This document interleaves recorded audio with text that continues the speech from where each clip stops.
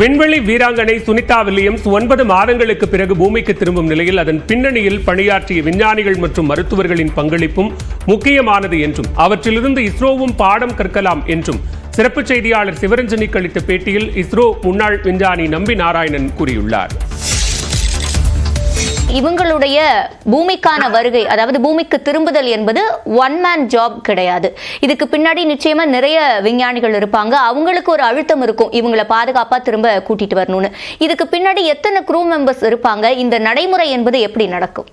நம்ம சுனிதா வில்லியத்தையும் மாத்திரம்தான் நம்ம பேசிட்டு இருக்கோமே தவிர அதுக்கு பின்னால் இருக்கக்கூடிய இப்போ இந்த சுனிதா வில்லியம் அங்க இருக்கிறாங்க, அவங்க எப்படி சாப்பிடுறாங்க, எப்படி தூங்குறாங்க, எப்படி ஜம்ப் பண்றாங்க, எப்படி ரெஸ்ட் எடுக்கிறாங்க, இது மாதிரி உள்ள விஷயங்கள்ல நம்ம நிறைய ஆர்வம் காட்டுறோம். ஆனால் இந்த ஆர்வம் ஒன்னொன்னும் ஏற்கனவே பலரால கேட்கப்பட்டு அதுக்கான வழிமுறைகளும் அதற்கான விதிமுறைகளும் வகுக்கப்பட்டு அதில் ஏற்படக்கூடிய எந்த தவறுதலும் வந்தாலும் அந்த தவறுதல் வராமல் வந்தால் அதுலேருந்து எப்படி தப்பிக்கிறதுங்கிற பல காரியங்களை இந்த ஆயிரக்கணக்கான விஞ்ஞானிகள் பல மீட்டிங்ஸில் போட்டுட்டு அந்த டிஸ்கஸ் பண்ணி அந்த டிஸ்கஷனுடைய அவுட்கம்மை இம்ப்ளிமெண்ட் பண்ணி அதில் வரக்கூடிய தவறுகளை திரும்பியும் திருத்தி அப்படிப்பட்ட ஒரு சிஸ்டத்திலாங்க நம்ம இருந்துட்டு இருக்கோம். அதுதான் எங்களுடைய வாழ்க்கை முறை.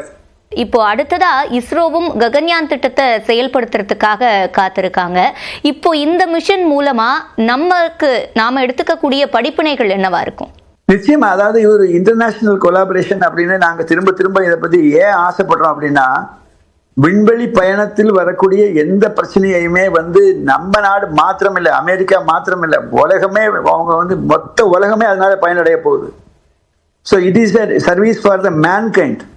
ஸோ இதுல இப்போ உதாரணமா நீங்க ஒரு ரஷ்யன் விஞ்ஞானி இருக்காரு, ஒரு விண்வெளி வீரர் இருக்காரு, ஒரு அமெரிக்கன் விண்வெளி வீரர் இருக்காரு அப்படிங்கிறதுனால இப்போ ஒவ்வொருத்தருடைய நாட்டில் இருக்கக்கூடிய ஒவ்வொரு விஞ்ஞானியினுடைய உடல் கூறுகளும் அதனுடைய இம்யூனிட்டி லெவல்ஸும் டிஃபரெண்ட் ஆகும். நம்ம இதுல என்ன பார்க்கணும் அப்படின்னா, கொலாபரேஷன் அப்படின்னு பார்க்குற போது இது ஒவ்வொருத்தருக்கும் கிடைச்ச ஐடியாவை மற்றவங்க கூட நம்ம பங்கு வச்சுக்கிறோம். நம்முடைய ககன்யான் போகும்போது என்னால் இப்போவே விஷுவலைஸ் பண்ண முடியுது, எக்கச்சக்கமான டென்ஷனாக இருக்கும்.